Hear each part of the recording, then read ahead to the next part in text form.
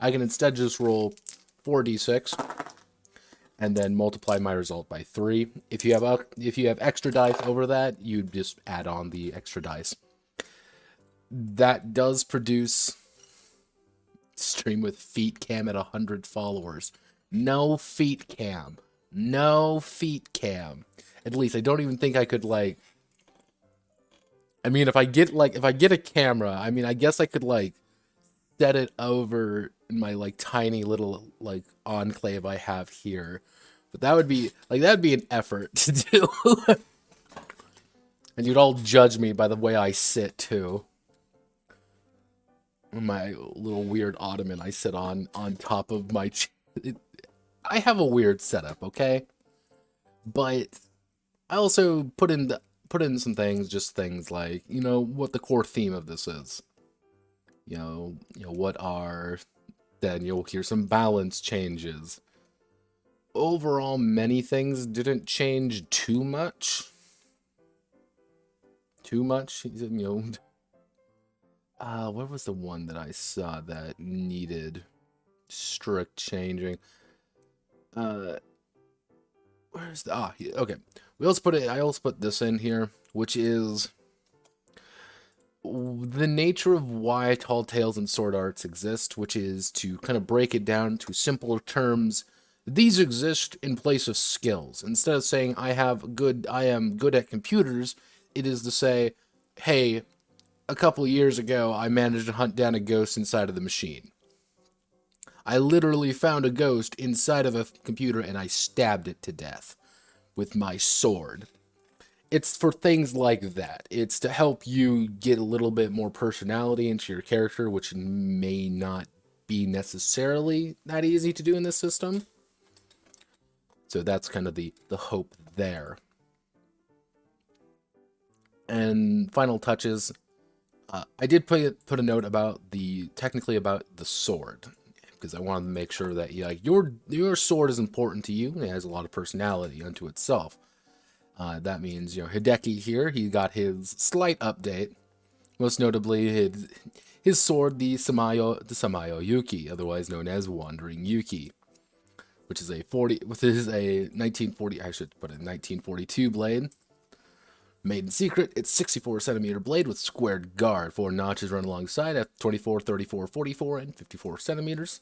The blade's handle is white with a stylized red spider lily on the side, which, fun fact, red spider lilies in Japanese flowerography technically mean goodbye or death. The more you know. Ooh, I got a smoothie today. And it's very thick. Thick. So we got our episode formatting cleaned up a little bit when it came to drama checks and how these actually work. Actually, these didn't really this section didn't investigations didn't really change at all. Investigations are more a means to an end. While combat, the only major thing combat happened with is exercising got a little bit more, how should I say, a little bit more detailed. And I also filled out the injury and death section quite a bit more, just to give a better idea of how things are working in that system. Because the entire idea is, if your spirit is reduced to 0, if you were to take damage, I would reduce your spirit to 0, your spirit health to 0. How it is in the narrative is literally your partner, your soul partner that you're hanging out with, they get partially exorcised, and that means your entire soul goes along with them during that exorcism. Yeah, it's not pretty. You die. If you take if your physical health reaches 0, you just get chopped in half because you are going to die. What can occur is if you were to take lethal damage in either, the other side can actually come in to help, reducing them down to 1 and knocking you out. But you take 20 stress, which is 20 experience points you got to make up for by reducing your stats. And which brings us to the Ravages, Time, and Stress. which is going to be the kind of the main thing today. Because what we need to do the stress system, which is kind of the level down system, effectively. How you are going to be. Hi, phone. You want to tell me I'm streaming? You do want to tell me I'm streaming. Thank you, Mr. Phone.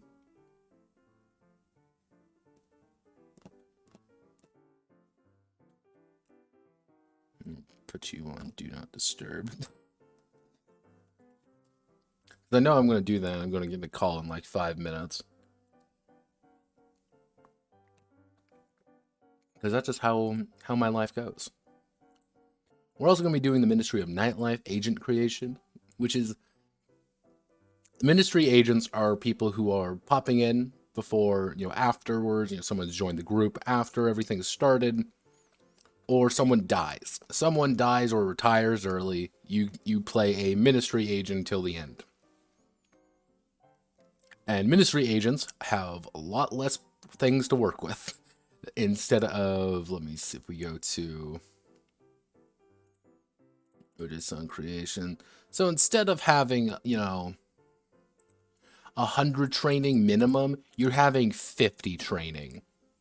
You have a very small amount, but you also don't have a partner. You don't have, kenjutsu, really.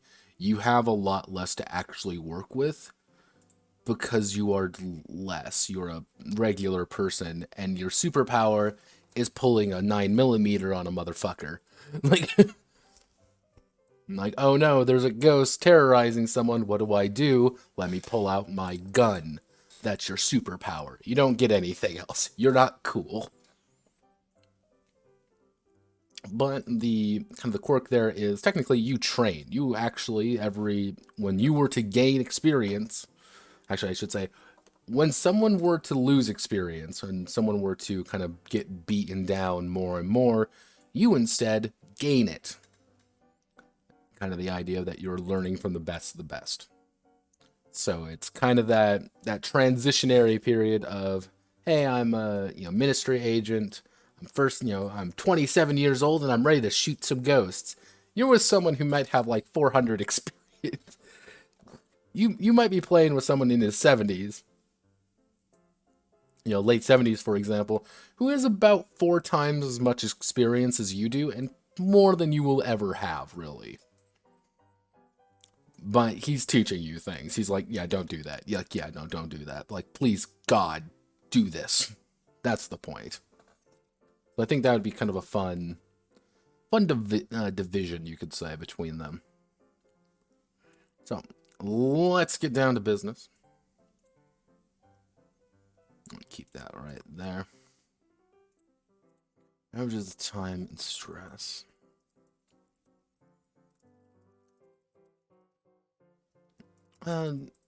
Demon hunters are coming. Actually, I should say, with time, actually, with the seasons, comes the passing of time. And at the end of the year, on January 1st, 1991, the Ojisan Demon Hunters will officially enter civilian life and no longer be compelled to combat the demonic forces.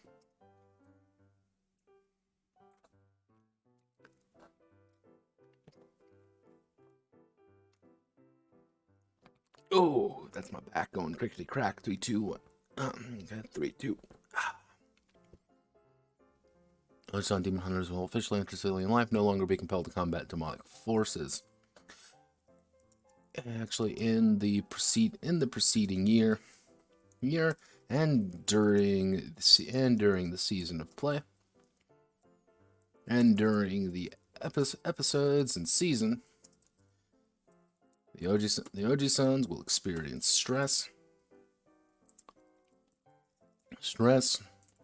Actually, will experience injury, trauma, harm, and psychological damage as they struggle to fight toward their desired ending. Stress represents the ravages of time. As the Ojisan gets older, and their destiny comes to a close. At the end of an episode,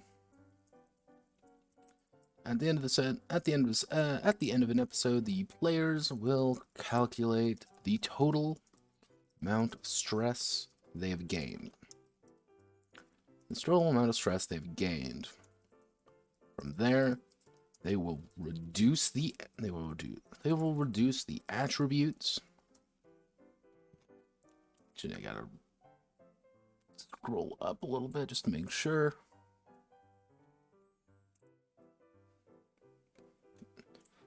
We want to do EIR. They will reduce their attributes, experiences, tall tales, stories, tall tales, and sword arts.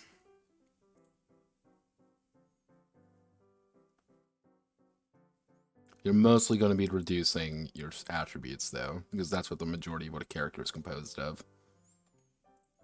They will reduce their attributes, experiences, tall tales, and sword arts. These represent time. Actually, I should say these represent strain on the body and soul. As the clock ticks down, need to confront their mortality. And they'll need to confront their mortality and weakness. Hopefully reaching that date. Hopefully reaching the end of the year in one piece to retire in peace.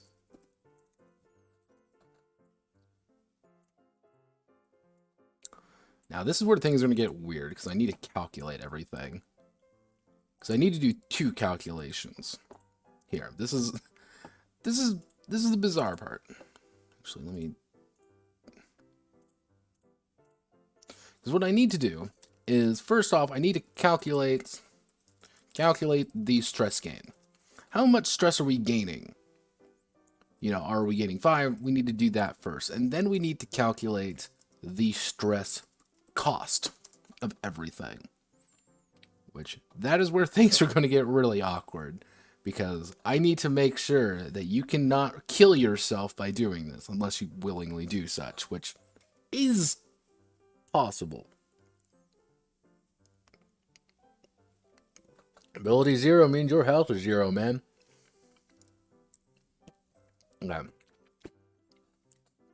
Okay, for stress game. Let's see. What do we want to gain stress? So, what do we know for certain that we're going to gain? Okay. Plus 20 stress for... What did I do? I end up giving that a special name. Actually. Oh, I know. Desperate defense. Plus 25 for 20 stress for a desperate defense. So we want to do plus 3 stress for a standard attack round. Plus 6 stress for a spiritual attack round. No, we want to do a physical attack round. Because if you roll to hit somebody, you just say, I'm going to attack someone, you're going to be taking stress, because your body just isn't really meant to be doing that. Powerball. Actually,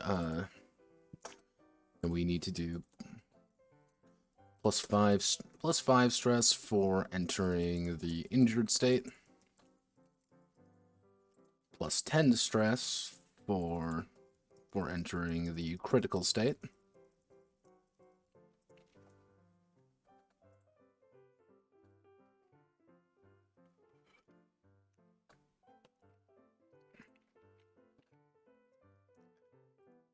Plus 2 stress for each failed check.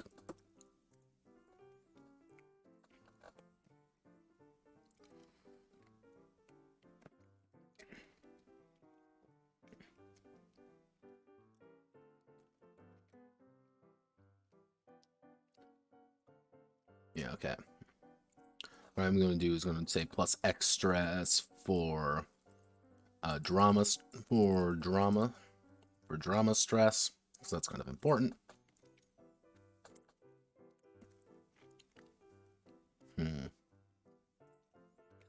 So actually plus X stress for overexerting. For overexerting, they'll harming, stressing themselves by the difference. Failing a check invites that increasing by difficulty set. Okay. That can be pretty high too. That'd be like 12. Okay, let's think about some things here.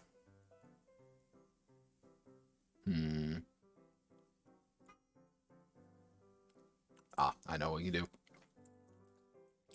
Plus 5 stress for using a sword art. We're using a sword art for damage. Because pretty much using a sword art, what that does is that doubles your damage. And if you hit someone, say, multiple times, guess what can occur? You can technically double your damage to something like, I don't know, like 120. Instantly killing just about anything. Why? Because you are just that strong. Don't fuck with me, I am death. And let's see. We already have that. Actually, what we should say is plus X stress for spiritual combat damage. Actually, plus 1 we'll do plus 1 stress.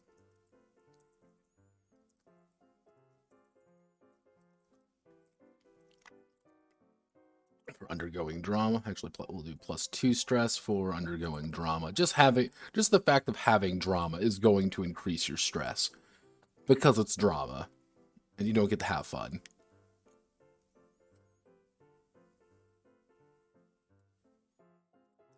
Actually, plus 2 for each failed check. Actually, let's do plus 3 there, and then we do plus 1 stress for each successful check.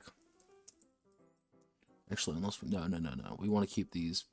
I'm gonna try to keep these fairly even, just to make my life easier.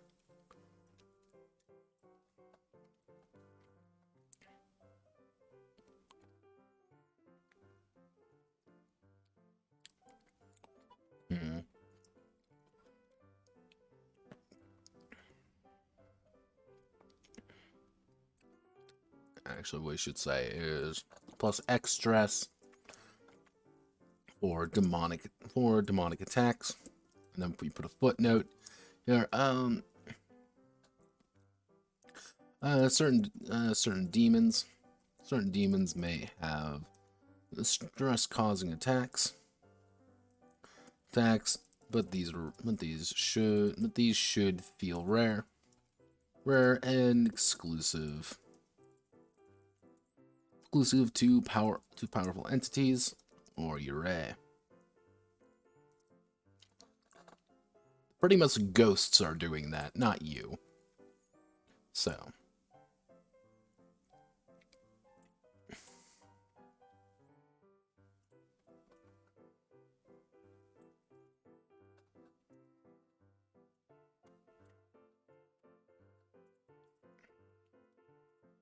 Extending myself, so we want to do add-on sort of paragraph A to Z. It should put all the X's at the bottom.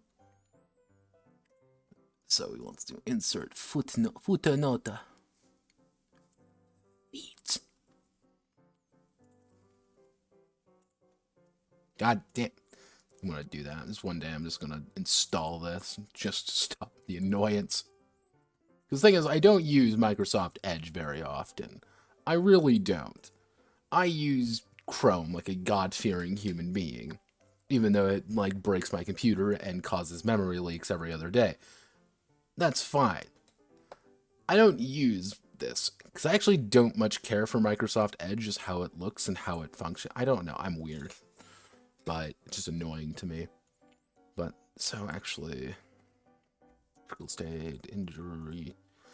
So I just need to fix this to make it the way I want it to be. Okay, so you're going to build up stress doing these things. And now we need to... Okay, I know what we can do. I know. So if we take this... So let's say, for example, we're just going to do... Tyrant P, actually. The Demon Hunter will always... Actually, I should say the Ojisan Demon Hunter. Demon Hunter will always reduce their volition first before any other personal aspect. So pretty much volition is your buffer here. If I take 15 stress, oh no, I'm stressing out, I'm taking damage. You're not actually going to take that right away. You're going to get some time. Like 15 stress for Hideki here. He's going to have 5 volition left over. There's going to be no problems. The issue is coming after that. If he takes another 15, and then he takes another, and he takes another. So, that reminds me, we should go all the way up here.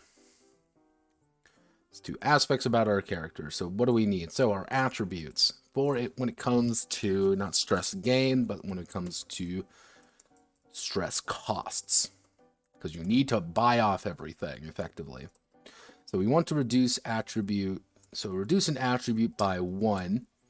And we need to do the 15 plus range. Which is going to cost 1 stress.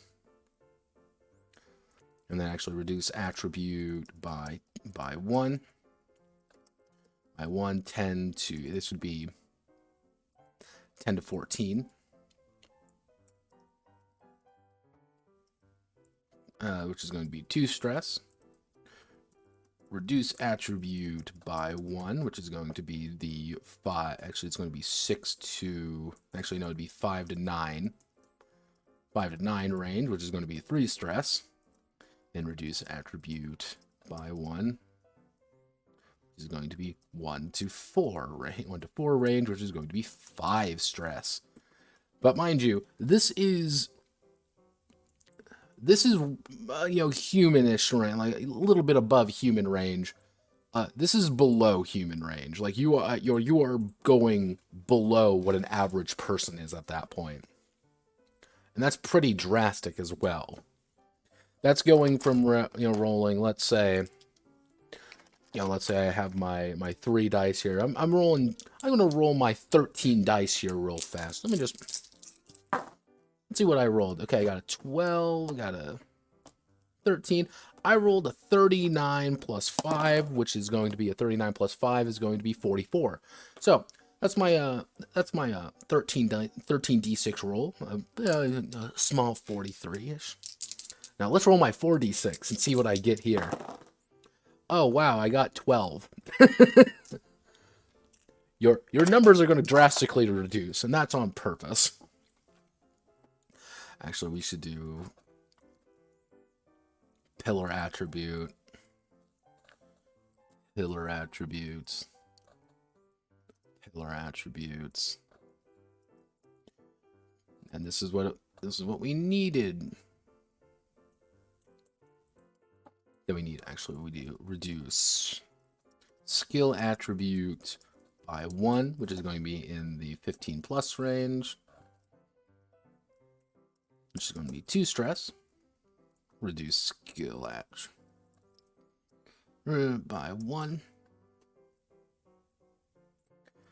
Which is going to be 10 to 14. 10 to 14 range, which is going to be 3 stress. Actually, no, okay, we're going to do 1 stress there. We'll do 2 stress here, but this is going to be 2 stress is going to be from... We want to increase that up a little bit. 10 to 17. So pretty much if you are like hyper skilled at something like Kenjutsu or Onizuna, you're going to be able to take it a little bit easier. You're going to be allowed to undergo that damage a little bit more. I'm like, oh, I can reduce this a lot, but it's going to cost a little. It's going to hurt a little bit more if you invest heavily in it. But these are also things that mean a lot to you. You really want these. That one, and we're going to do 1 to 9. 1 to 9 range. It's going to be 3 stress. Which that's where the tragedy is going to come into. It's just like you're going to want to reduce those more because you're going to get a little bit more bang for your buck than doing these. Your pillar attributes are always going to be used. Kenjutsu is not going to be rolled for everything. Onizuna is not going to be rolled for everything.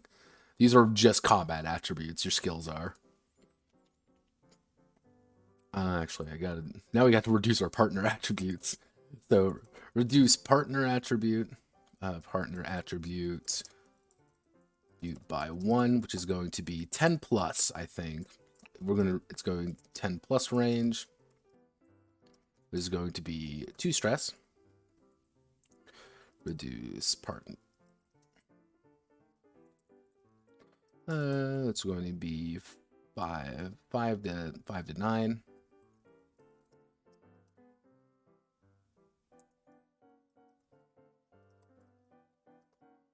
By 1, which is going to be 1 to 4. And that's going to be 4 stress.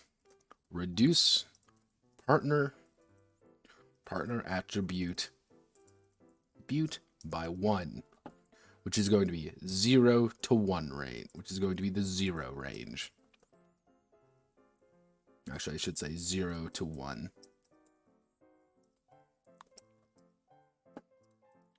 Because the important thing here, this is the important thing with this one, is this is effectively cutting off your ability for your partner to interact with the world in some way. You're going to be able to get 12 stress out of reducing your partner's attribute by that amount to that. It's a big deal. Because, for example, control is your ability to spirit's control to manipulate their surrounding area. If you have a Yukiona, for example, pretty much a ghost, not ghost witch, but just kind of like a snow spirit, that's her ability to cool down the room, that's her ability to kind of chill things. It's her ability to interact with the world around her. If she has control 0, that means she can't. She just isn't able to actually affect the world surrounding her. She'll be able to affect people with power still, but this is direct influence over people, you, and other things. If you lose all your power, you can't really affect anybody else. You have you have power over the kind of the larger environment, but not really specifics. If both of these reach 0, they technically can't interact with the world anymore. They're just a voice in your head that pops up every now and again. That's kind of the sad part with these ones, is that they can technically disappear to a degree if you kind of reduce these heavily. But they always start at, they start with 0. So you got to invest in these guys if you really want to get them. And they're powerful. That's the big thing, is if you want to invest heavily into your spirit, their Tamashi is going to be insane. They're going to allow you to do things. For example, Hideki here. I gave him a Shinigami because I thought that would be most appropriate. A man who hunts ghosts. And her big thing is that she's a ghost eater. She devours injured spirits when they are weakened enough, allowing her to slake her desires on their injured forms. She's completely predatory and can find the injured with ease. Pretty much, if the thing is dead, she'll be able to find it. You have pretty much a ghost radar inbuilt with you. Rolling control is you be able to hunt, pretty much trap ghosts in an area. Rolling power is you just saying, I'm going to kill you using my ghost powers. Like, that's the point. Now, spiritual entities. Okay, now we have to go to reduce experience. Reduce experiences by 1, and then we need to do 7. 7, you're going to get 4 stress out of that. Actually, no, we're going to do 5 stress. This is a big deal going from 7 to 6. Because if you go down from 7 to 6, that's you kind of losing a personal connection with them. You become more distant, for better or for worse. Or they become more distant from you. And then we'll have to do 4 to 6. So if we do 4 to 6, yeah, then we do 3 stress. And then reduce experience. This is by 1, which is going to be 1. 1 to 3. Actually, I should say 0 to 3.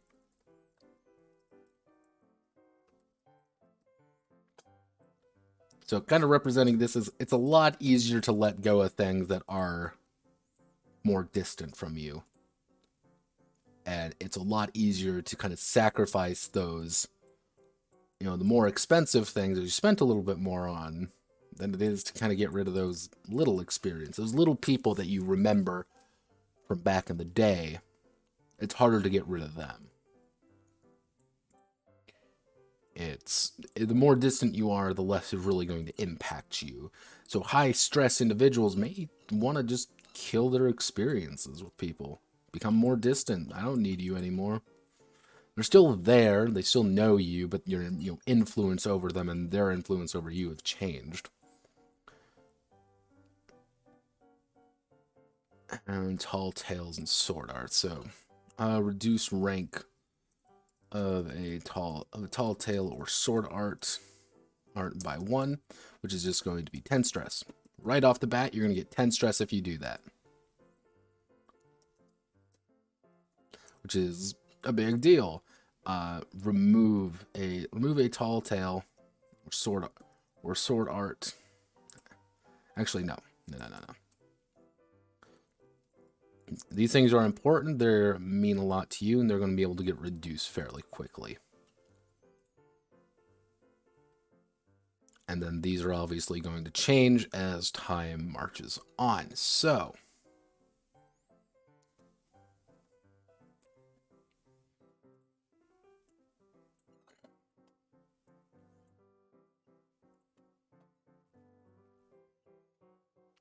let's see if this was going to work. Okay, we want to do insert table by 2. Put you right there.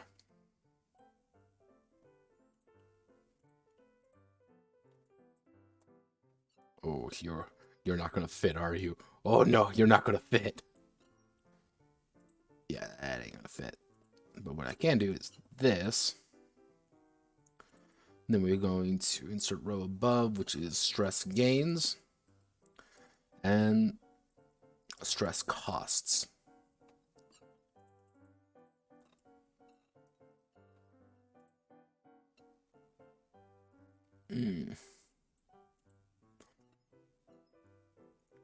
So we want to do that, and we want to get rid of the table itself. We want to make that white.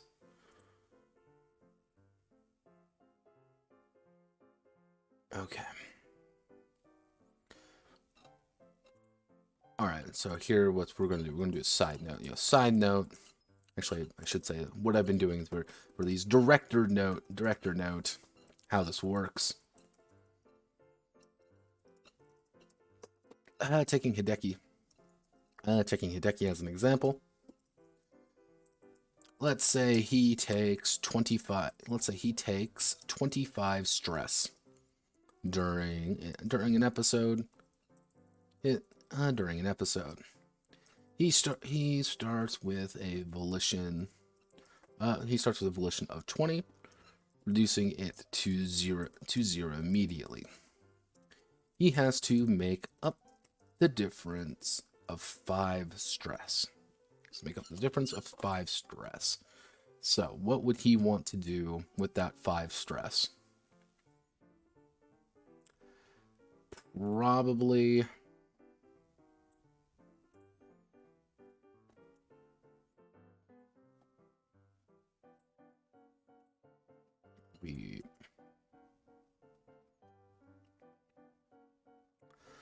So let's see. He's got 5 stress. We need to.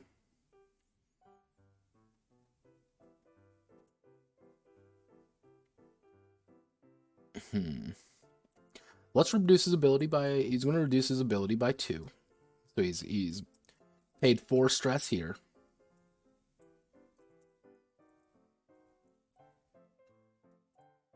Actually, what we can do is.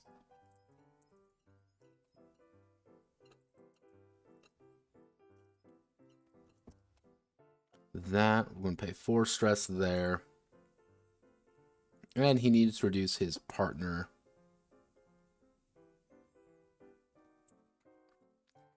No, he's going to want to reduce this.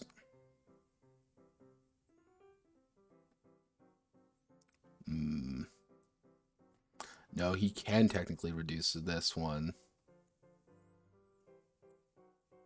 He can reduce that, and he'd have to pay 6, but he'd only have 5 left, so he wouldn't want to do that. So he'd only pay 4 there. So this is where things get a little bit complicated, because I'm going to have to, actually, that reminds me, I'm going to have to put a note there. And reduce his honor by 1.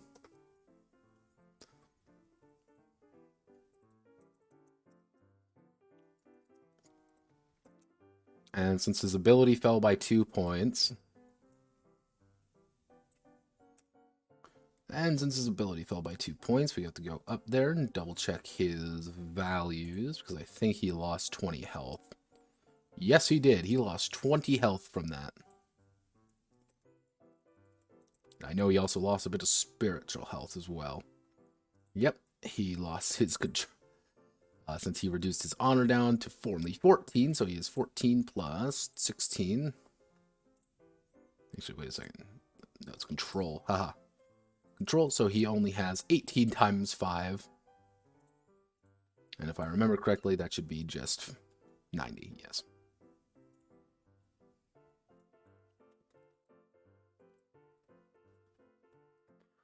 $20.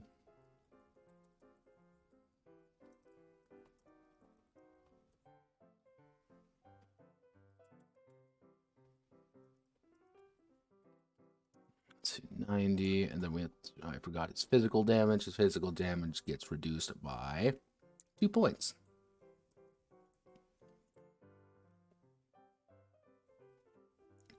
Yeah, that is 5, and he already kind of took a pretty meaty hit to his abilities already. You know, think about it, if you have to reduce this by like 10 or 20 points. He'd probably want to start getting rid of this.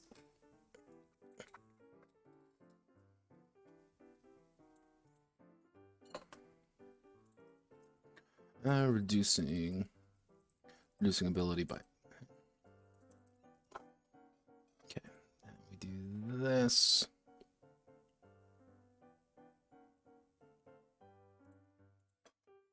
Insert table 1 by 1. I'm going to cut all of this because nothing changed there.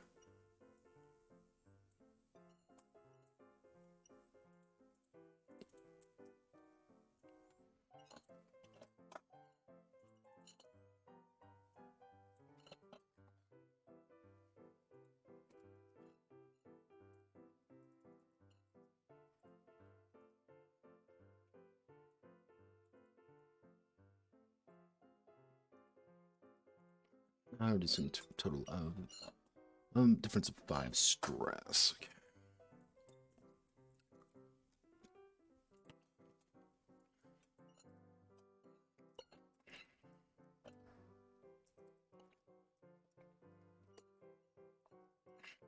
Okay. Five stress to reduce his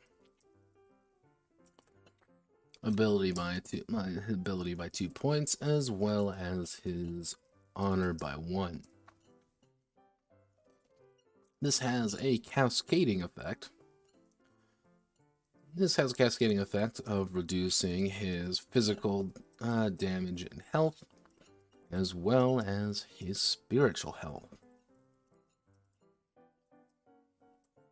Just 5 stress can easily send the most powerful tumbling down.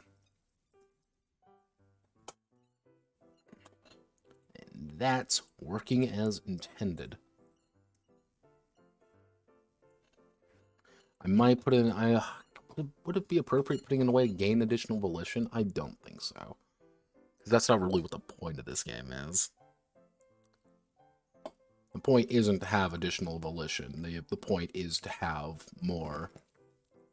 Actually, I know what I can do for that.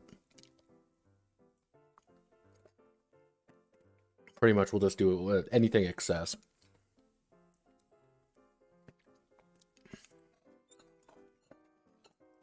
Awesome. If a demon hunter cannot, if the demon hunter ever, if a Ojisan Demon Hunter cannot achieve 0, cannot balance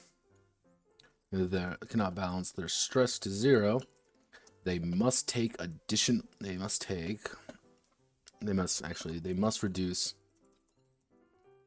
reduce their attributes. They must reduce their ability.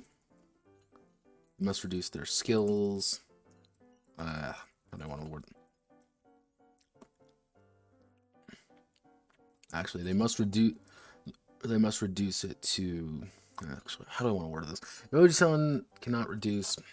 Because pretty much what I want to say is, if you can't, if you can't hit 0, you can't reach 0, you have to pay it still. You can't have, 1 stress dangling there. No, you got to get rid of it. So you might end up in a case where it's, technically, you overpay to get rid of it. Actually, no, that's a good way. Cannot balance their stress to 0. They will have to overpay by reducing their attributes, experiences, tall tales, or sword arts by the amount.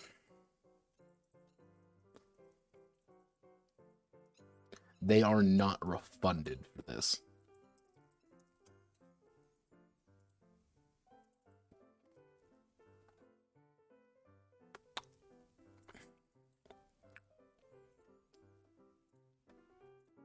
And then, if you have 1 stress remaining, but no option reduces stress by 1, then they must still reduce something to pay for it. They still must choose an option. They must still choose an option to reduce their stress. This overage amount is not refunded in any way.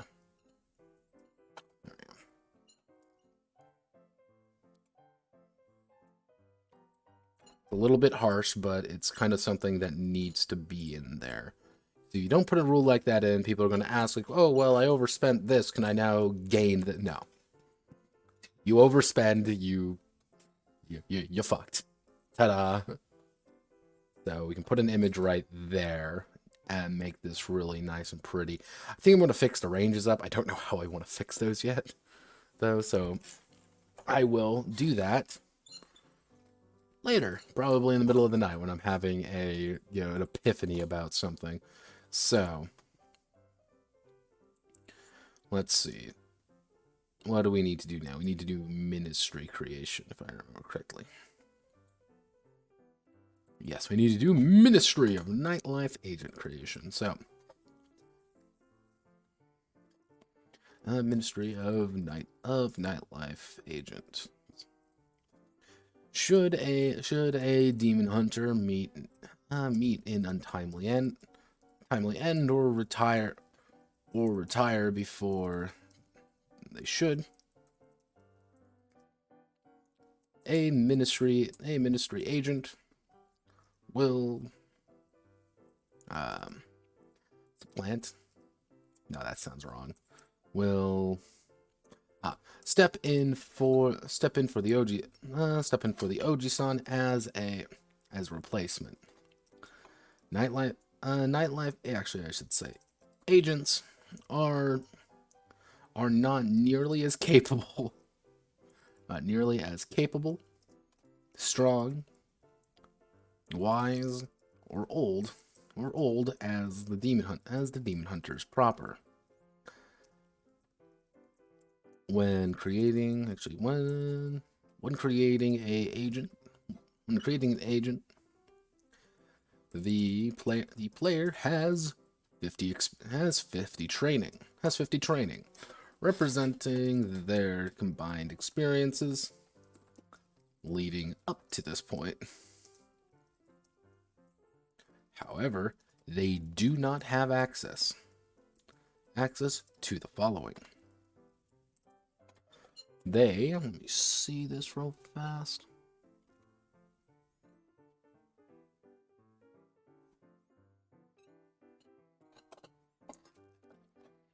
They would actually have access to these skills. Agents do not have a partner. Meaning they do not have to manage control or power.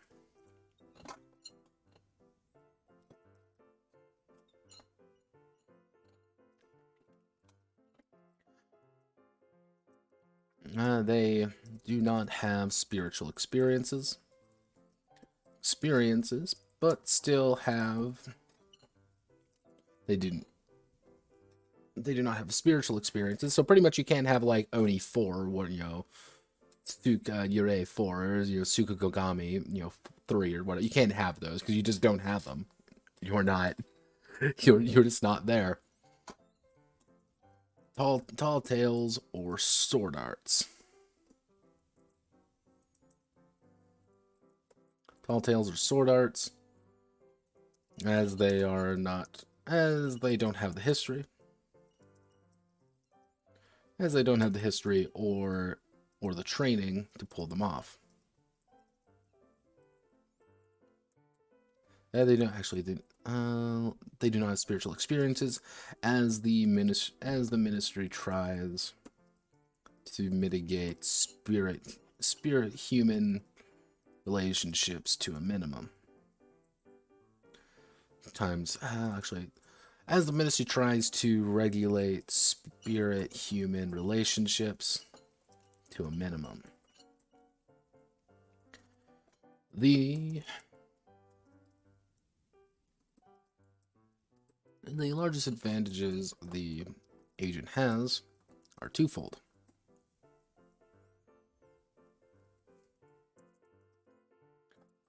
The agent starts with Ministry of Nightlife 4 as a experience. It's as well as the local local, what do I call them? Local area, local city.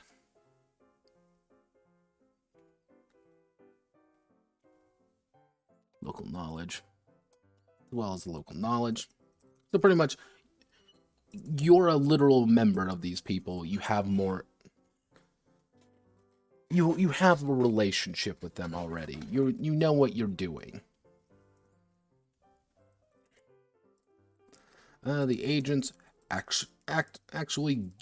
the agents convert stress into training. Allowing them to increase their skills and abilities. And the agent is allowed to make purchases make additional.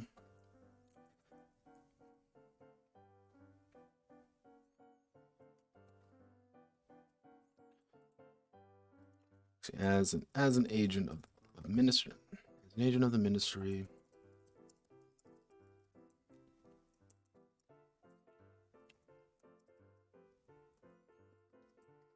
the character is learning themselves and the surrounding situation, as well as their surroundings.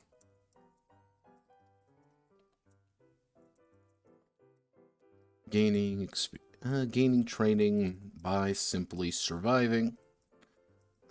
By simply surviving and solving cases. They will grow. They will grow. Unlike the Ojisan Demon Slayers, who are well past that stage in their life.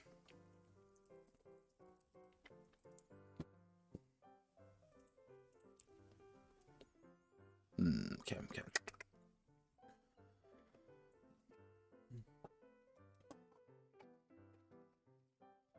Gaining training. That's a weird way of putting that. They gain training. They gain training by simply surviving and solving cases.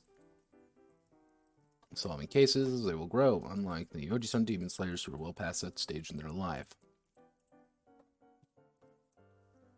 Agents may invest in only in tall tales, but these represent their stories and history coming into play to assist them with their duties.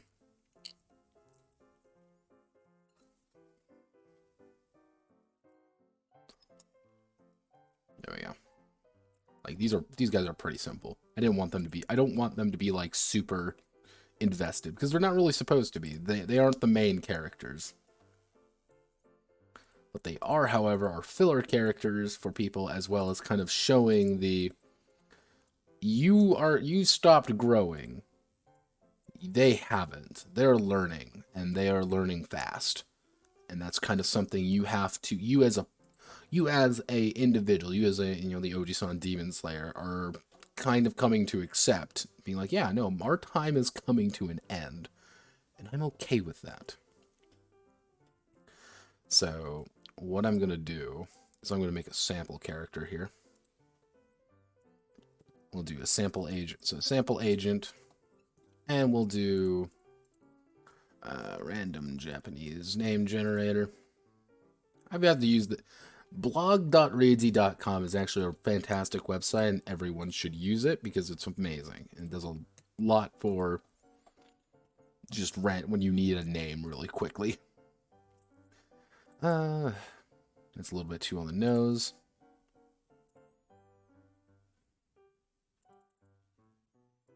There we go. Sampladia Shota Hikaru. She is going to be 24.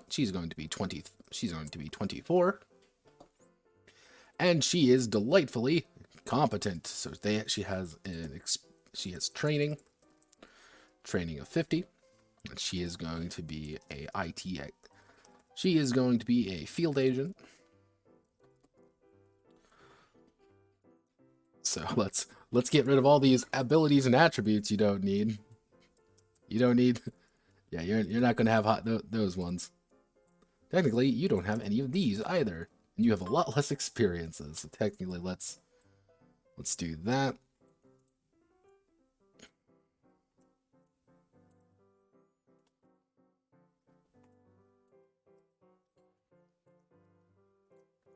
Tall Tales and Sword Arts? No, you don't have any of those. Here's your derived attribute. So with training, let's make a sample character. Just to give like a pure example of like how decreased a standard human is compared to them.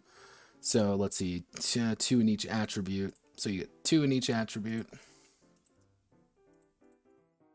And you need to spend 2 experience points to increase it by that. Actually, I should say everything starts at 0 for you guys.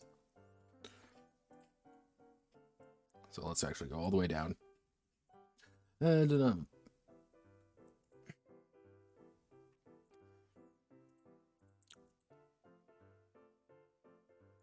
training representing their combined experience leading up to they do not have access to the following. Not a partner.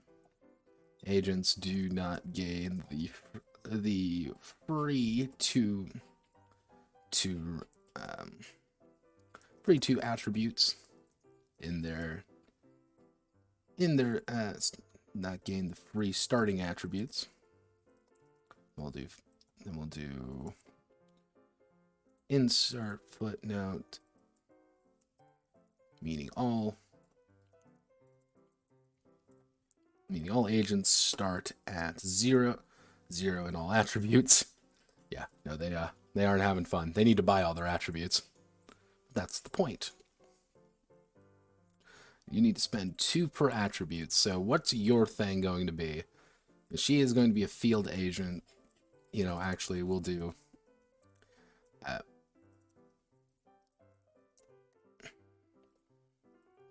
she's going to be a supernatural enthusiast. So we're going to increase her by 4. She's going to have 8 there. She's going to have 4 there.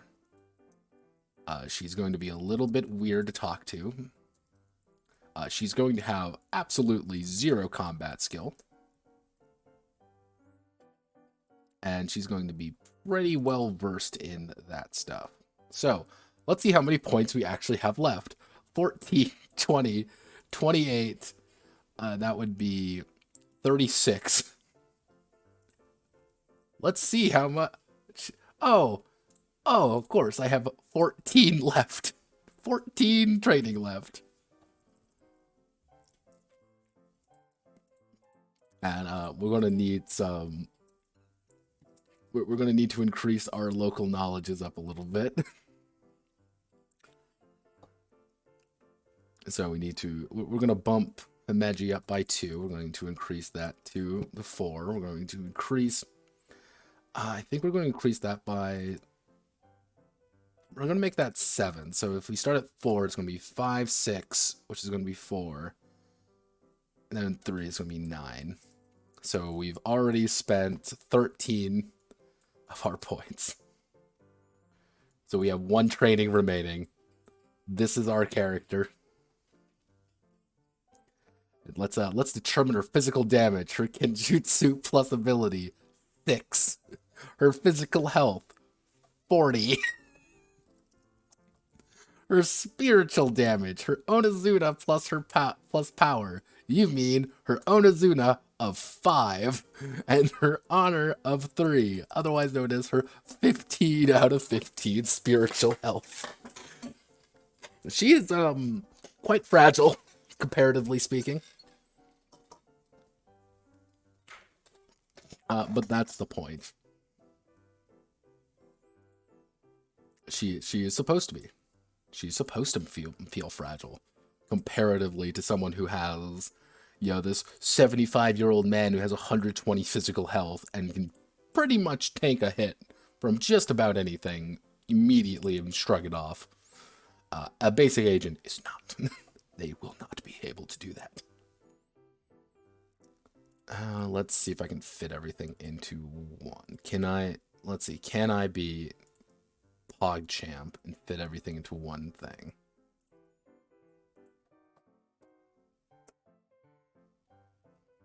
No, I'm not going to be able to fit that all into it.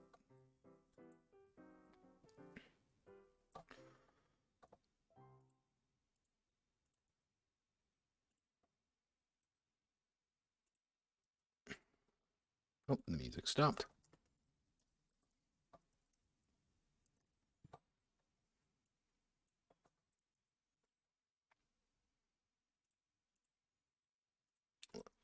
Nope, didn't mean to click that. There we go.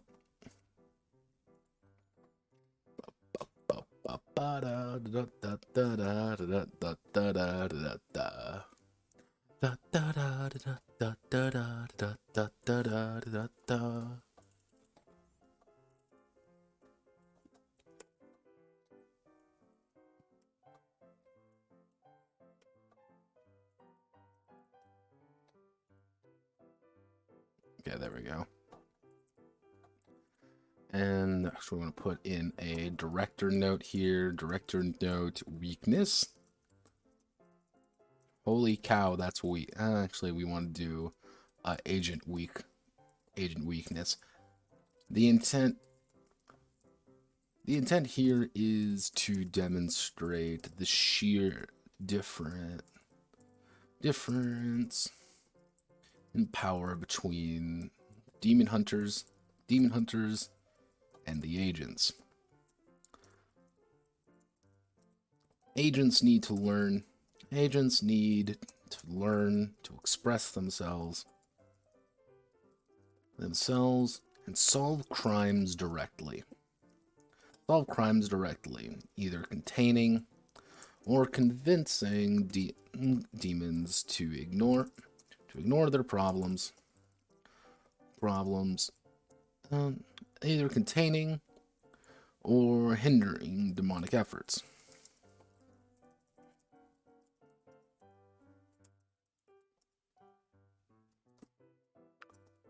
Demon hunters, on the other hand, are encouraged to directly launch themselves at the enemy in a straight fight. The two are wildly different for a reason, but those differences highlight their similarities. They are both human, but one is growing and the other fading away.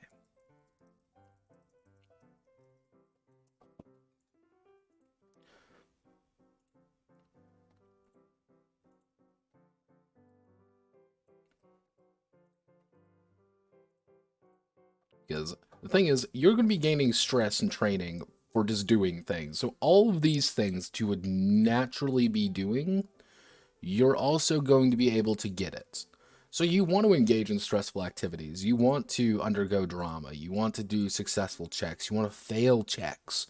You want to enter the injured state, which is literally for Hikaru here, which is taking 20 damage, which is, for context sake, death. That is such a paltry amount to Hideki, but Hideki also just took 20 health and damage for 5 stress. So the entire point is that, agents are going to grow. So taking 5 stress here, you have 6 training. 6 training means you can increase these by, you can spread 3 points among these. You're learning, you're becoming stronger. Actually, do not get and have an attribute cap. Attribute cap of lucky numbers in Japan. What's a good lucky number? It would be 8. 7 is considered a lucky number.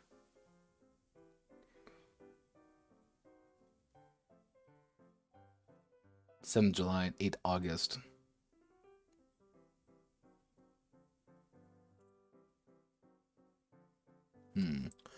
Some sciences. There we go. Linguit left. Oh, abundant. Lucky 7, lucky 8. And lucky 1 Y in the bottom. Moves prosperity and growth. So about, 8 is technically lucky. And have an attribute cap of 8. Like, 8 is like, you are best of the best. Like, you're doing pretty damn good for yourself. But it's... I want... Usually if... Well, the thing is, usually if one of these guys are showing up, it is either mid, like either late to mid, or it's late campaign. Like, the story is wrapping up, so they're not going to be able to hit like super high levels. But it's kind of that, it's a wake-up call to show, like, this is the next generation.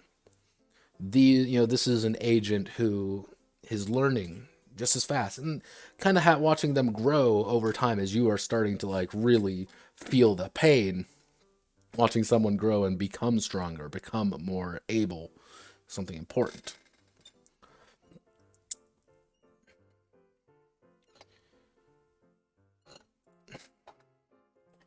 Okay, so we've got that. We've got agents. What else do we need to do? We need to do the demon creation system, don't we? Yes, we do. Spiritual and demon creation. Yeah, this shouldn't be too difficult. So we want to do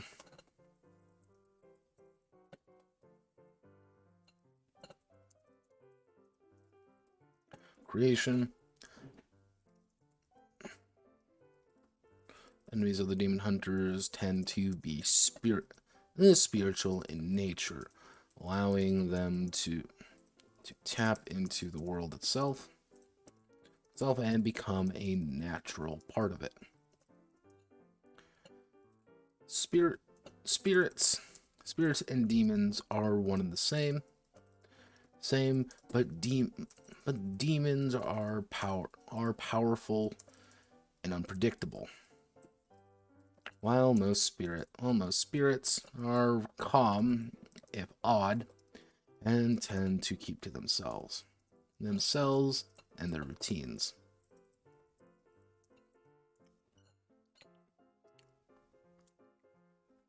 Which brings me down here. All spirits,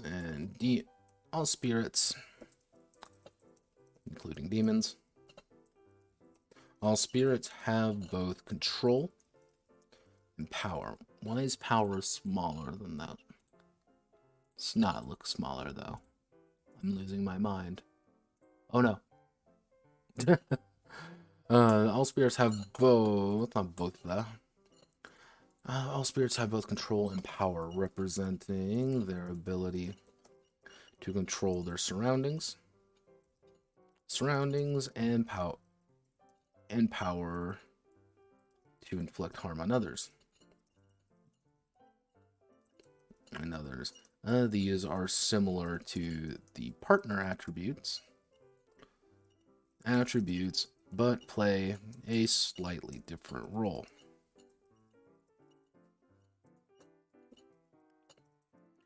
Each spirit is ranked from 1 to 9. With rank 1 being a barely thinking automaton, while 9 is a rank 9 is a divine entity, far more powerful than the demon hunters even.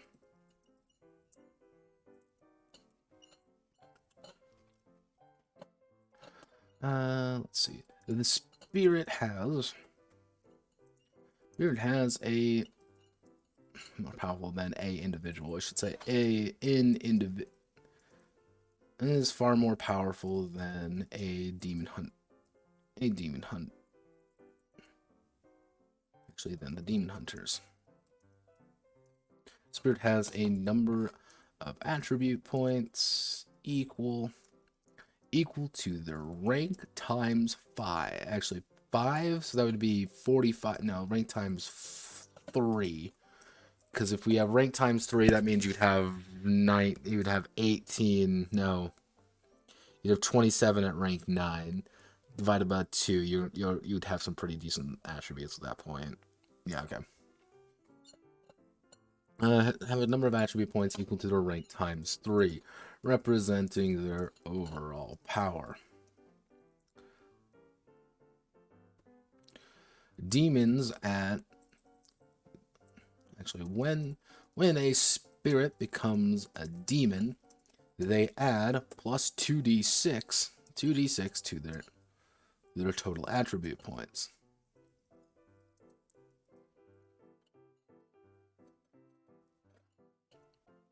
We'll just say 9. Actually, we want to do add 3d6 with the, or 9, otherwise known as bad number. So if we want to do death agony is 4.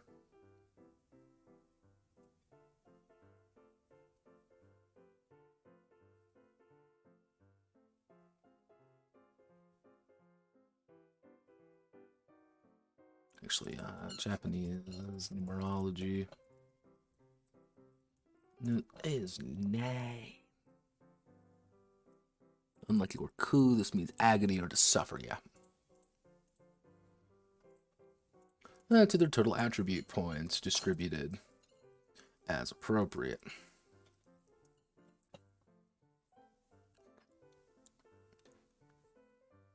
To their total attribute points, distribute as appropriate. This representing the demonic influence on their powers.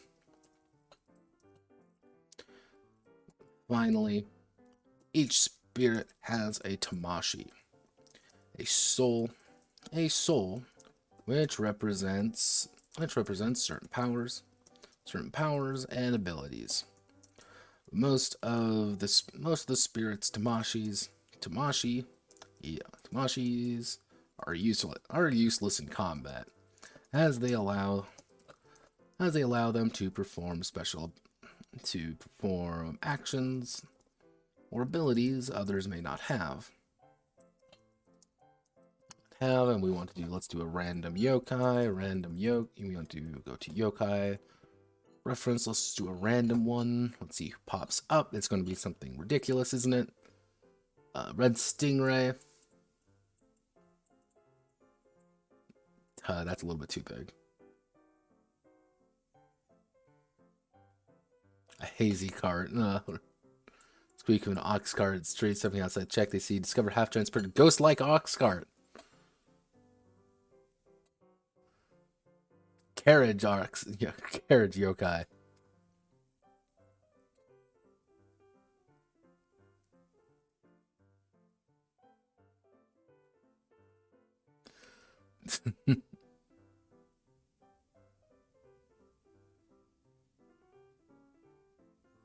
There we go.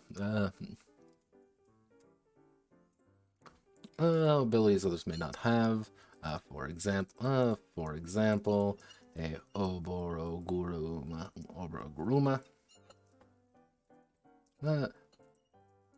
can propel itself as it is an ox cart yokai.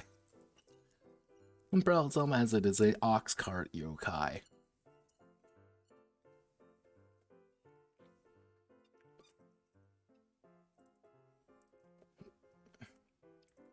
When calculating physical, spiritual. The tamashii also represents what kind of damage the spirit will do, either physical, direct impacts, or claws, or slashes, or spiritual, ghostly strikes, or draining of life. Your tamashii is going to say, "What are you doing?" And an oni is going to have a physical tamashii. It's going to be like, "I am an oni. I can drink myself under the table. However, it is also physical, so I can beat you to death." I clicked the wrong button. Hey, what's cooking today? Let's see. We are wrapping up, actually. We are wrapping up Ojisan Demon Slayer Corporation, an entire game based around being old men dramatically, marching toward the end of their lives. Very, kind of, I wanted to go for more of like a weird narrative cinematic game. I've been kind of describing it to people as, I keep wanting to say Akira Toriyama, even though I know it's not Toriyama. It's a Kurosawa's No Country for Old Ronin.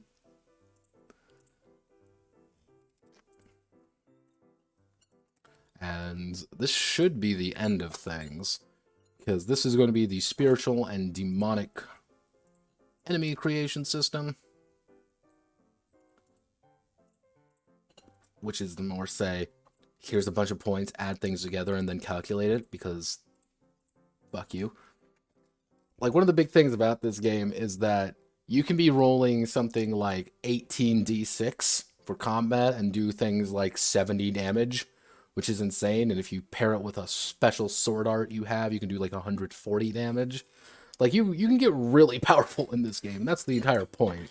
The gimmick is, the unfortunate gimmick is that you level down. Is the more you do, the more you stress out, the less your abilities are going to be able to getting. So a starting character is going to be your strongest, and by the end, you are going to be pretty much human. Maybe being able to deal with other things, but you're losing power pretty dramatically in this one. Because I wanted to see if I could pull it off. That's literally it.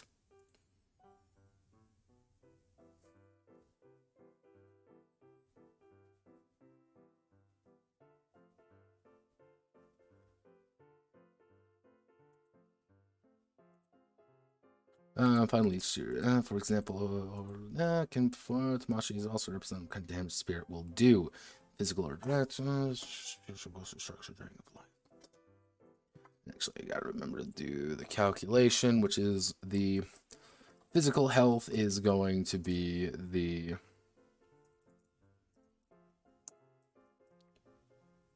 power times 5. Actually, we do power times 10.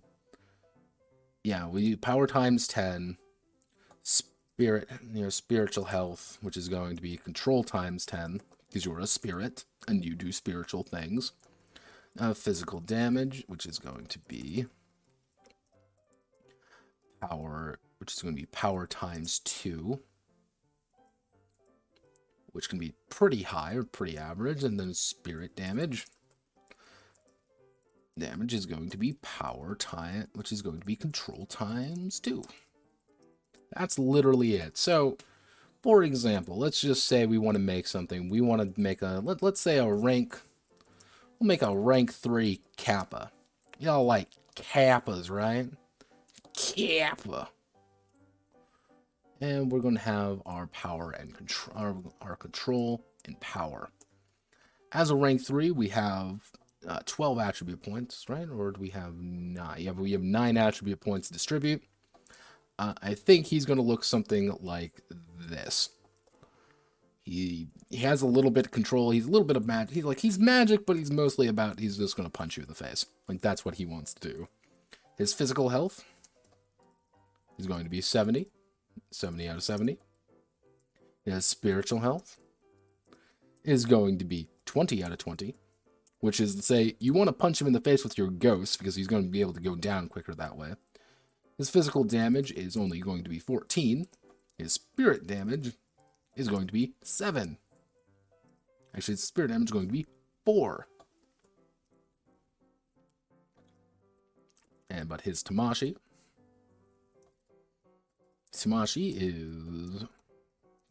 going to be water breathing. It's going to be water breathing and river and water movement.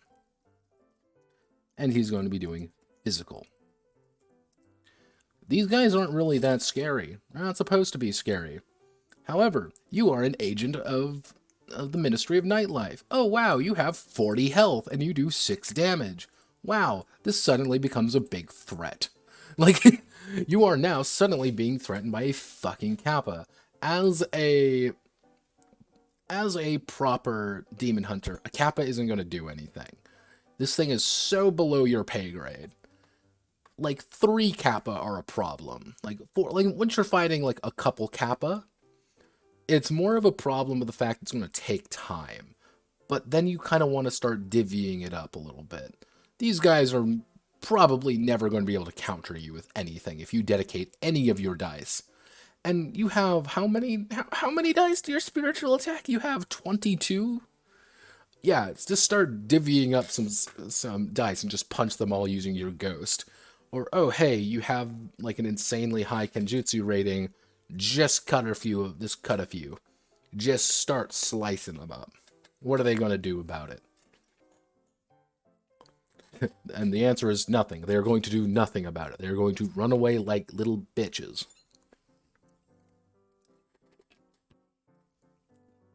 Because they don't want to fight you.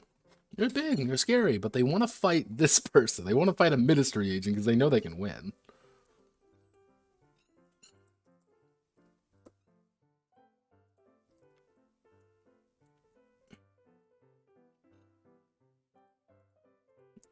So,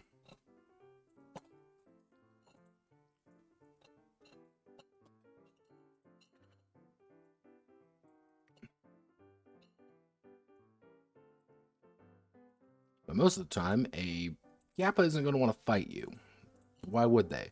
A demonic Kappa, on the other hand, is going to want to fight you. They're the ones who are going to want to get into a fight. They're the ones causing trouble. But they're going to also have 9 additional attribute points, possibly. So finally, each spirit has Tamashi, soul chest, or power abilities. Yeah, I think that's it, really. Could go like deeper into it, but I don't really feel like that's really necessary, because that's not the point of the game, arguably. Alright. I have to go through this probably after all this is done, just to double check everything. Just to make sure that all the numbers work and all the little details are in place. But I think it's done. Yes, I do believe we're done. So what is our final 9,345 words? Pretty average, 34 pages. I will say a majority of that is probably going to be the lore section, which the lore section has its own issues. Oh, so what's the final? What's the verdict on this one? This one was weird. Like it was weird for 2 reasons. I think I didn't go in this with like the best clear intention, like clear idea of what I wanted to do. So it kind of was a little bit muddled at first. I'm like, I don't really know how I want to do this. There was a lot of if, maybe, and or but perhaps. Maybe I'll do this. Maybe I'll do that. Maybe if I do this. But I think after once I committed to saying this is going to be a Kurosawa film about Kurosawa's No Country for Old Men, I think it kind of worked out a little bit smoother. And I think when I committed to some, like, here are the more narrative aspects, here are some of the more, dramatic moments, really. And I think it worked pretty well at that point. Infinite time, infinite resources. I would want to add a lot more to the partners. I feel the partners kind of got a little bit fucked in this, just because they are fun ideas. They're fun, cool characters. However, those fun, cool characters need something else to back them up outside of 2 attributes and a chosen ability, pretty much. I don't know what to do with them. This was also the problem with the father system, the progenitor system for this was the JoJo game, Sexy Man Posing Dramatically, which was kind of the same issue as stands, because there's so many, it's impossible to categorize them unless you want to go like really overly detailed with them, but then that's not really the point anymore. But overall, I think the game works pretty decently. I think with the absurd dice rule, I think that would clear things up pretty well. Combat's really lethal, like way more lethal than I was thinking it was going to be. But just adding in all of the different attributes and numbers and such, I think it kind of was a necessity. That's one of those parts I'm going to probably clean up afterwards. I might add in another option or two. I had a few ideas of what to add. Things like, here's a flashback mechanic, here's this mechanic. But it was kind of like, I could do that, or I can just kind of let the story unfold naturally. Ironically enough, I think this game would actually be pretty decent as a solo game. Just like one player, one GM, or a player and a mythic and a GM emulator, arguably, just because of how the nature of the game is kind of played out. And hey, like, here's the episode structure, here's this, here's that. Eventually, one of these days, I need to actually get around to make my own emulator, my own GM emulator, just because that's been kind of a bugbear of, I wouldn't say a bugbear of mine, but kind of like I'm curious to see how I can do it. But that is Ojisan Demon Slayer Corporation, a game almost entirely about loss, of being forgotten, and chopping a demon in half using your katana because you're cool. That's ta-da, that's the story. what's on the current slate? Well, actually, fun fact, that, drumroll please, that was, that kind of summed up the current assortment. The voting process for the next game is actually underway. Ah, yeah, the so let's see. Nope, we went too far.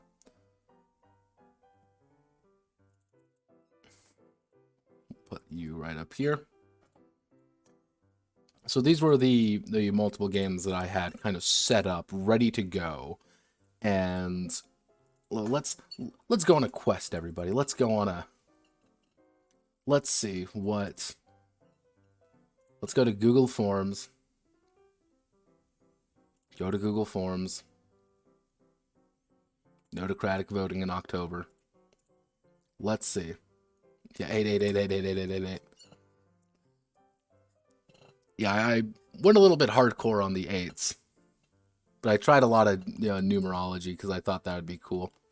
So, currently speaking, in the grand,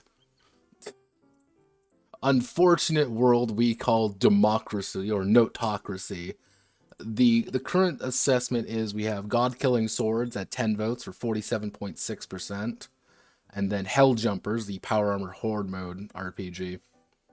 Those are the current top two. I was only going to do the top two, but the Patreon voters have until tomorrow to vote. But currently, this is looking pretty good, unless they kind of pool their votes together and go solely on Hell Jumpers. If they do that, technically it would win. But God-Killing Swords is going to get made eventually, which is painful in more ways than one, because guess what? That game is all about trying to replicate Kill 6 Billion Demons. And I'm doing it solely for a Brazilian. Why? Because I hate myself. That's why. I despise myself so much, I'm doing something for the Brazilians. So, that's looking pretty good. 2 people voted for Amori, and 2 people voted for the Pulpy Riverboat RPG. I'm actually surprised Headspace got as many votes as they did. That was that was my big think question there. Like, wow, that's impressive. Action Squad Combat Evolved getting even just a few more, like a vote more, was actually pretty surprising. Mostly because it's such a weird idea and I didn't have a name for it because I'm really bad with names. Like, I am notably bad with names. So, let's see. I don't need to work on you. I don't need to worry about you anymore. Oh god, zoom out.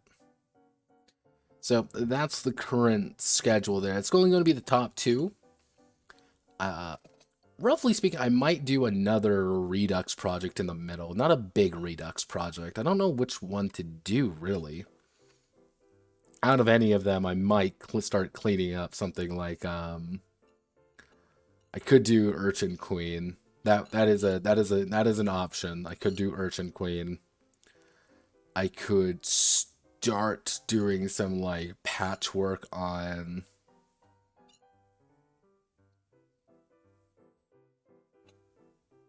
I really don't know. Like, maybe a little bit of patchwork on Saga, the Saga of King Arthur and the Men of Metal. But I really don't know what I want to do with that game, because this is my mech game that I made because someone said there are no fantasy mech games. And this one's a little bit confused in a few aspects. But I don't know how to fix it. That's the main issue. And it's hard to say, like, how do you fix something like this?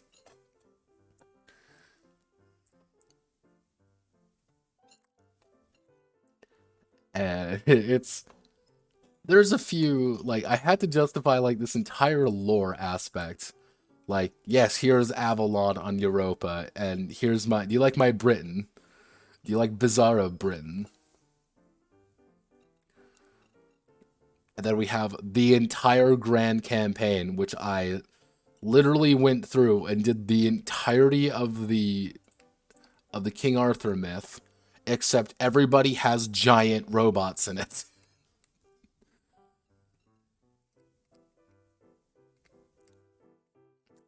We have multiple starting points. Probably the most, I think, in the grand campaign of actual like Pendragon, this is the main starting date right here. Or it's usually right here is when that campaign starts. I did a little bit earlier because I thought it would be cooler. It's pulls the blade from the golem, activating and bonding with Excalibur, the greatest golem on the island, crafted from pure golem orichalcum and adamantine ores. Yeah, he pulls the sword from a giant robot. That's Excalibur. Why? Because I can do that.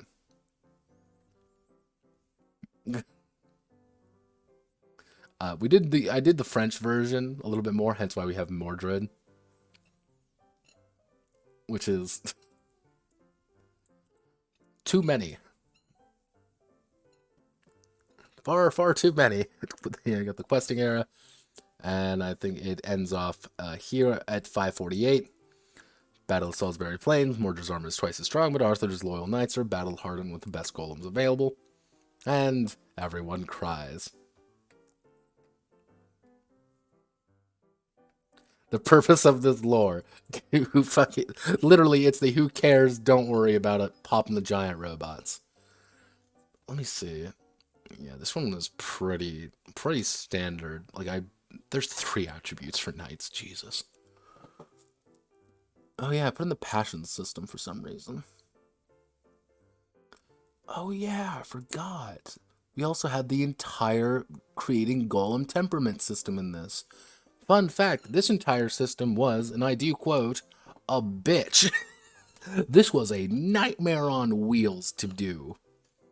Because this entire system was dependent on the temperaments of your giant mech shifting. And you had to divide 100. God, this was a weird thing to write. Because you want to do both, but it's also a robot, so you don't really know how you want to do that. It's a mess. Starts at 50. The more chivalrous the golem is, the more likely it is to act. Pure heart.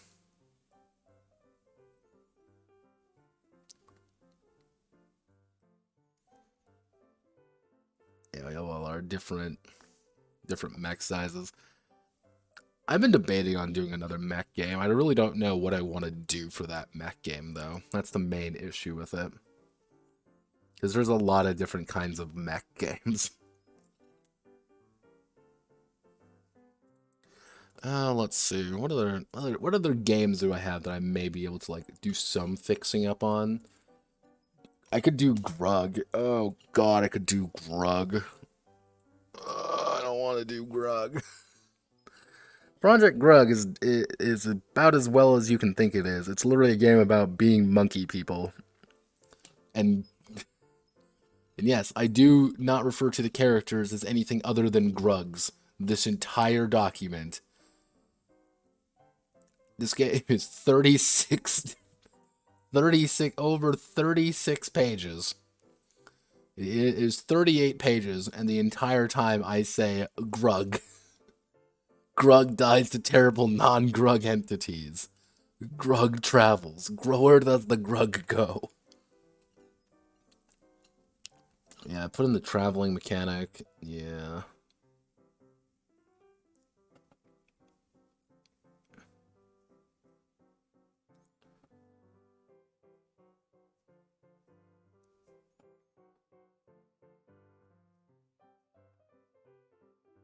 Yeah, we got a few. Like, I would need to...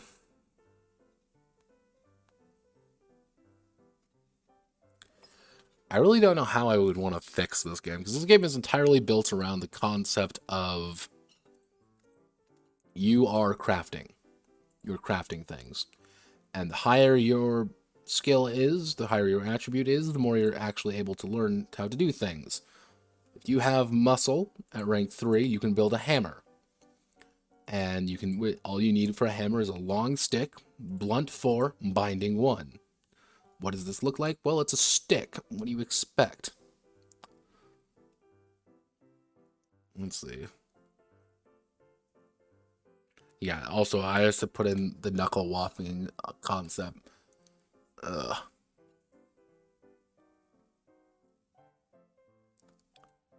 Oh, God, why are there so many options? But yeah, I'll think about if I want to really update any of these.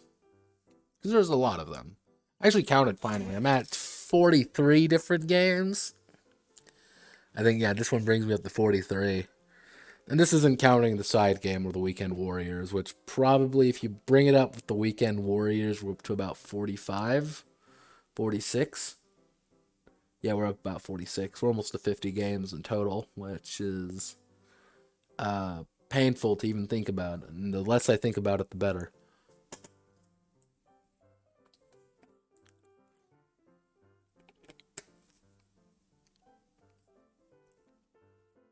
And I still made no fucking money off 90% of them. It's great. But, yeah, I think we're doing pretty alright. Roughly speaking, the only things that need to get worked on pretty reliably is Flesh Mech Annihilator is coming along. I'm probably not going to stream it again unless I'm bored or something. Or I just let's just stream something, because there's just a lot of Flesh Mech Annihilator to do. And that's not a lot of fun things to do. It's me changing names. It's just going to take time. Just a lot of time. Let me think. What else was there? I have a few ideas for the next big PDF project. And most likely the next big PDF project is going to be something like, Blood Coined Steel. Mostly because that one's just going to take a lot of time to do. But yeah, we're making good progress. As for the curious cases, since I'm here, I may as well talk about it a little bit. I have a few ideas. I think we're most likely what we're going to be doing is going to be doing another notepad shelf. Just things that I have that I think are weird or interesting, or just things that I would want to go over because I find them weird and kind of amusing to look at. Things such as, if I bring it up here, this is Classroom Deathmatch, which is you can make a wild guess what this game is going to be about. To whatever the hell this is. I found this Fumin Police Department. I saw this on Itch. I'm like, I gotta go over this. This seems really silly, really fun. Let's see, where it is. Wolf Gods. This was done by Kevin Crawford, which I thought was kind of interesting. And there's a lot of things here, and it's like, wait a second, is this like a D20 game? And it is, but it's kind of a weird one. It kind of does its own thing. I might go over this one, I might not. We also got Panty Explosion, which is done by these guys, so that would be kind of a good segue. Not as exciting as the title may imply. And then we also finally have Mercenary Air Squadron, which is Mercenary Air Squadron. This is actually a single player game. It's very interesting and does very much its own thing, and it is autistically detailed, but it's the fun kind of autistically detailed. And going over everything and just kind of introducing people to it, I think would be it. I would like to do that just because I think it is one of those games that's I want other people to look at this, just has anyone actually played this game before? I'm and if not, let's play it. We also have Sus. Yeah, here's a trailer. The fuck is this? Welcome to Weird Games. I adore weird games. And I have a lot of them, mind you. I have an absurd amount of just weird games that I have come into acquisition. I've just acquired odd things over time. Things like Panty Explosion, which is about psychic schoolgirls. Classroom Deathmatch, which is quite literally budget battle royale. And where's the other? Like, I have a few. We also have this. This is Overarms. Overarms kind of made the rounds I'd say a few months ago now. And it looks pretty good. If you can't, all I'm saying, if you can't quite catch the reference, if you can't quite get what it is, man, I hate to break it to you, brother. But oof. I also found there's another one. Don't worry, everybody. I found another Toot Hoot game. This one apparently works. Yes, this Toot Hoot game does in fact work. It is not my favorite game, which is Danmaku Yugi Flowers. The Danmaku Yugi Flowers, which just doesn't work.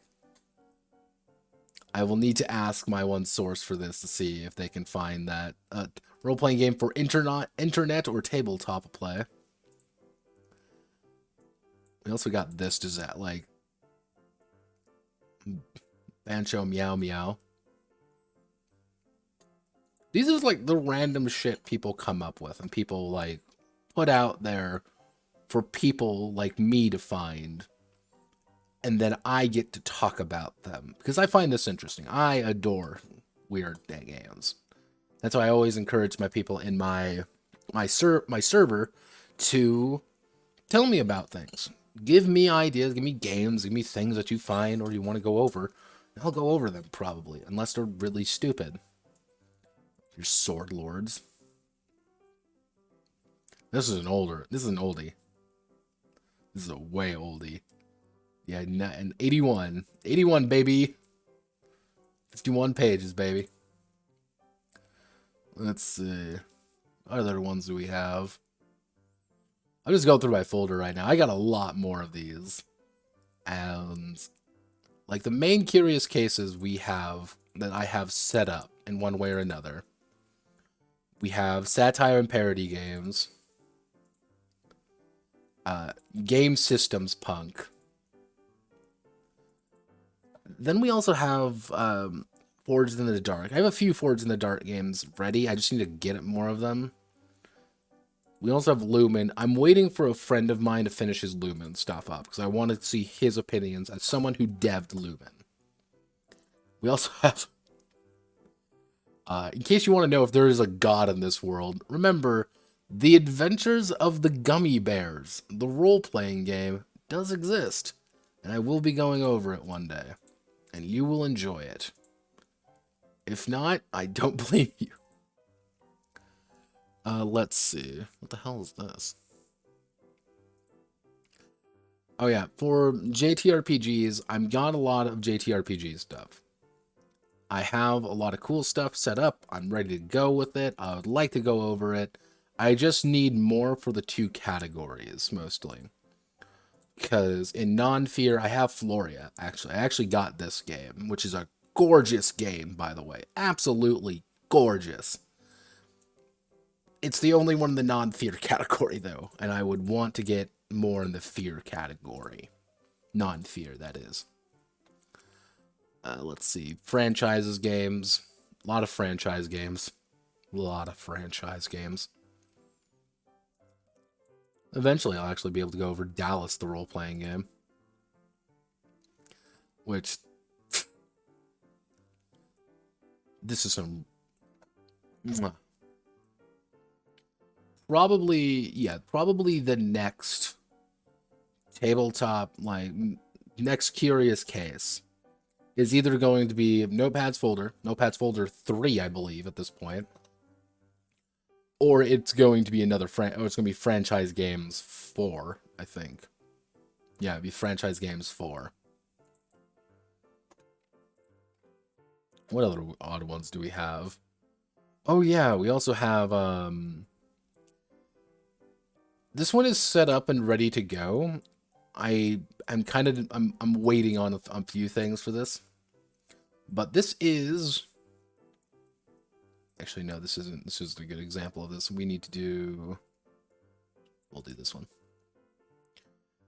This is a set of games which I have labeled as De Curieux Shijian, which is the curious case of wuxia RPGs.